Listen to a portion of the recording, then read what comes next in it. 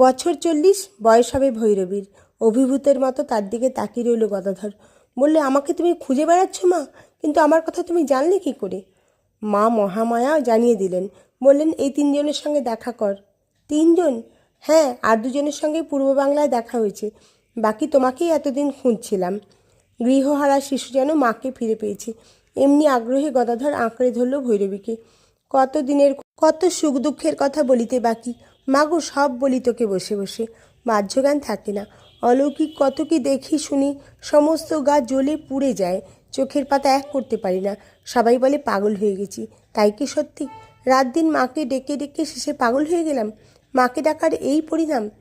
কে তোমাকে পাগল বলে? ভৈরবীর কণ্ঠ থেকে অমৃত আশ্বাস ঝরে পড়ল। একে বলে মহাভাব। এই ভাব চেনে এখানে এমন কারু সাধ্যে নেই।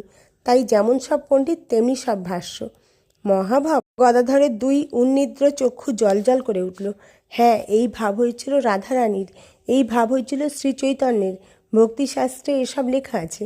আমি পড়ে সব দেখিয়ে দেব তোমাকে, মিলিয়ে মিলিয়ে দেখিয়ে দেব। ভৈরবী তার ঝুলি ঘাঁটতে লাগলো। ঝুলিতে খানকত পুঁথি আর 2-1খানা কাপড়, জীবনের পথবাহনী যা কিছু সম্বল। দেবীর কিছু প্রসাদ খাও মা, কিছু মাখন আর মিছরি ভৈরবীকে নিবেদন করলো গদাধর। কিন্তু ছেলে না খেলে কি মা আগে খায় কখনো? গদাধর তাই মুখে দিল খানিকটা। তবেই ভৈরবী জলযোগ করলে, কিন্তু কে মা তুমি সংসার ত্যাগিনী? কেন তোমার এই সন্ন্যাসসজ্জা? কেউ কিছুই জানে না, আমিও না। শুধু এইটুকু জেনে রাখো, যশোর জেলায় আমার বাড়ি, আর ব্রাহ্মণের ঘরে আমার জন্ম।